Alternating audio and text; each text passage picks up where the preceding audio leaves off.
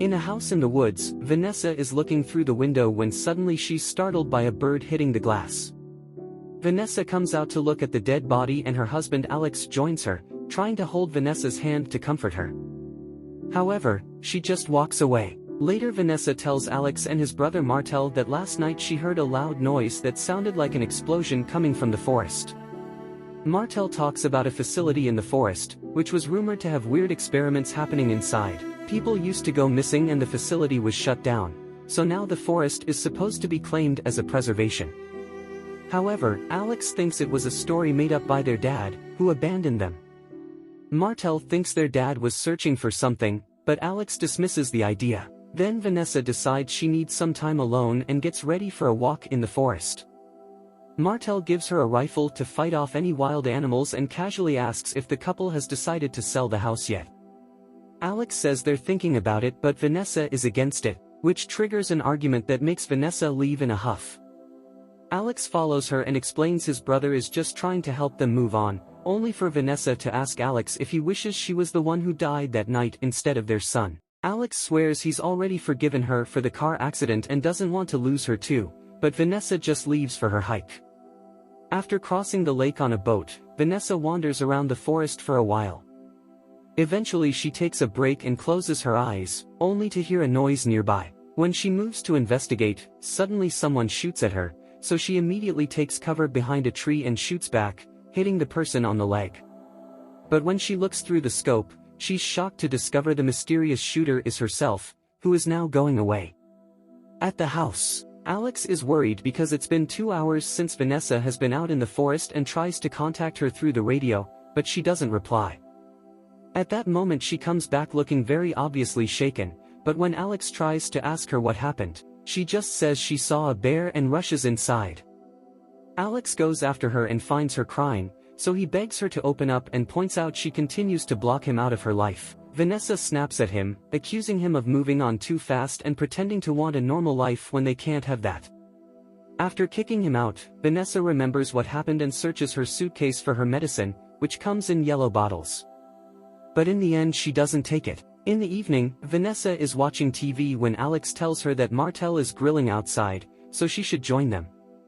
At first Vanessa ignores the invitation but eventually changes her mind. On her way out, she sees some physics formulas on a board. Over dinner, Martel shares a story about the time their dad took them fishing, and Martel almost drowned. He tells them that he started to look at life differently.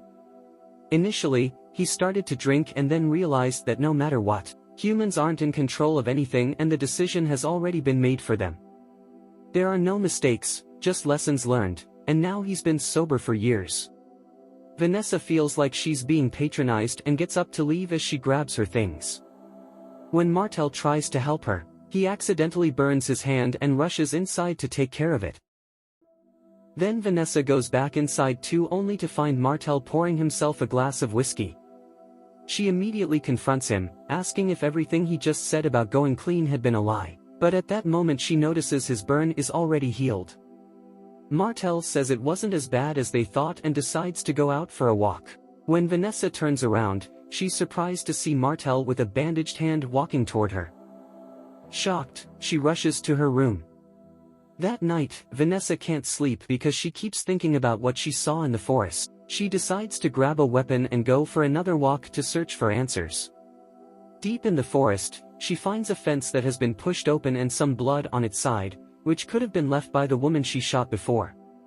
Ignoring the caution signs, Vanessa crosses the fence and walks down a trail that takes her to a natural tree arch. After crossing it, she sees a tree on the ground and continues to search the area. After a few hours of wandering, she finds the arch again and when she looks through it, she's shocked to see the same fallen tree. She looks behind her to find exactly the same thing and freaks out, so she ties her scarf around a branch before leaving, marking the trees as she tries to find the rest of the forest. Moments later, she collides with the arch again, but her scarf is missing. Vanessa attempts to retrace her steps, but her markings have vanished too. Running around only leads her back to the arch, so a frightened Vanessa reluctantly decides to depart, crossing the fence again without noticing the absence of blood. Upon arriving home, Vanessa confides in Alex about everything she witnessed, but Alex dismisses her claims, likening her to his vanished father and urging her to take her medication. Alex also broaches the subject of their son, prompting Vanessa to slap him, but Alex persists, apologizing repeatedly and questioning if she wishes he had perished instead of their child, recounting the accident as if he had been driving. Vanessa becomes perplexed as their son died while she was behind the wheel, but when she tries to clarify, Alex labels her as delusional and insists she take her medication, handing her the bottle, which shocks Vanessa upon seeing it's blue. At that instant, Martel enters with a bandage on his left hand, contradicting Vanessa's memory of him injuring his right hand. Alarmed, Vanessa retreats to the forest, disregarding Martel's concerned remarks. Unable to locate her markings on the trees, Vanessa notices movement near the arch and cautiously confronts the mysterious figure, brandishing her weapon. To her surprise, it's Alex emerging with his hands raised, explaining he's not her husband but an alternate version from another universe. Wary of his lack of a wedding ring, Vanessa cautiously engages in conversation. Alex leads her to a makeshift campfire, offering cigarettes, a habit unfamiliar to Vanessa's Alex. He divulges that the forest connects multiple universes, each with subtle differences in their alternate selves. Alex, a physicist, theorizes about the forest's nature, contrasting Vanessa's Alex, who never obtained his PhD and remained a math teacher. However, the most startling revelation is that Vanessa left this Alex after their son's demise, though he still longs for her. Wondering if there's a universe where their son survived, Alex admits he hasn't found one where the boy didn't perish in the accident or wasn't born.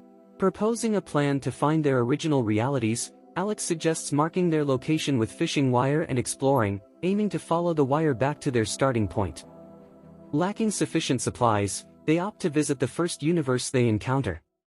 Sneaking into a garage, they find wire and explosives, startling Martel, who tearfully pleads for them to stop haunting him, revealing that in this reality, he was driving during the accident that claimed both Alex and Vanessa, who was pregnant at the time.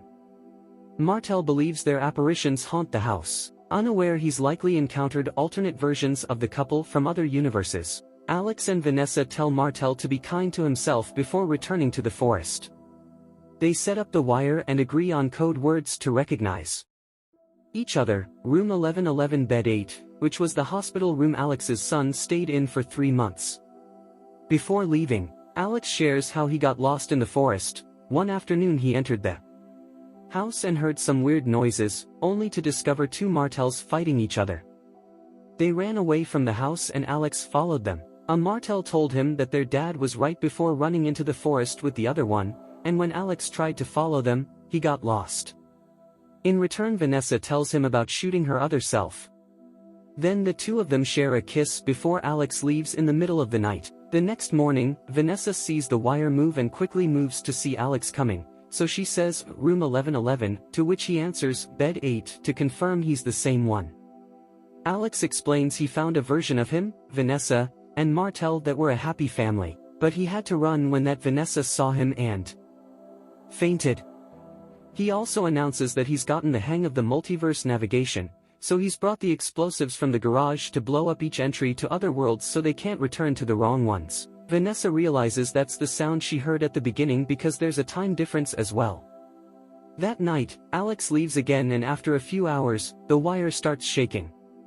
Vanessa whispers the code but nobody answers, so she puts out the fire and goes to investigate. Following the wire, she makes it to the house and finds Alex drunk on the counter. He doesn't understand her when she mentions the code, but then he starts talking about her disappearing into the woods. Vanessa asks what hand Martel got burned, and when Alex says right, Vanessa realizes she's back in her original world and hugs him. At that moment Martel enters the room, and when Vanessa turns around, Alex breaks a bottle on her head to knock her out. Minutes later, Vanessa wakes up tied to a chair in the garage. Alex wants to shoot her because he thinks she isn't Vanessa, but Martel is trying to stop him. When they see her awake, Alex says he's already killed her and reveals a body nearby. It turns out the Vanessa with the bullet wound came to the house, thinking it was hers. Alex thinks the dead Vanessa is his and this one is a doppelganger, so he's going crazy over the confusion. Vanessa tries to tell him his dad was right, but that only makes him angrier. Alex is about to shoot her, so Martel jumps on him and they start fighting for the gun. In the struggle, the gun is accidentally shot and Alex ends up dead. After saying goodbye to his brother, Martel frees Vanessa and sends her back to the forest, saying she doesn't belong there. Then he self-deletes with the same gun. Thinking about how she lost everyone she loves, Vanessa spends the night in the tree arch, and in the morning, she tries to find the campsite. Again. To her shock, she finds a dead Alex nearby and notices he doesn't have a wedding ring, but he does have the mark of one, meaning someone killed him and stole it. Afterward, she checks another universe and finds a very happy family having fun, so she decides to go back to the forest and take a nap. A few hours later, Alex finds her and uses the code word correctly. Vanessa notices he's wearing a ring and realizes he killed the other Alex to take his place. She calls him out for it, but Alex defends his choice, saying she needs to find a new space too. Then Alex takes the other Alex's body to the entrance of his chosen universe and plants the dynamites before running to his new life.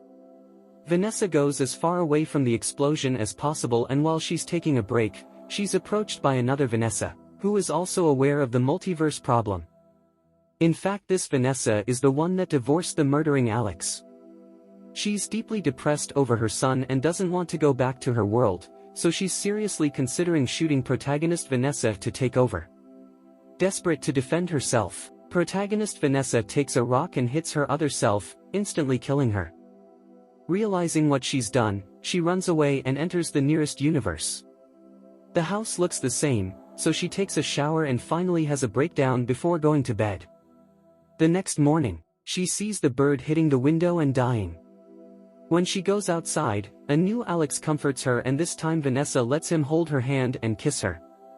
After a very cozy breakfast with Alex and Martel, Vanessa accepts this as her new home and goes upstairs. When she opens a door, she's shocked to see a child's room, and suddenly a boy's voice calls her "Mommy."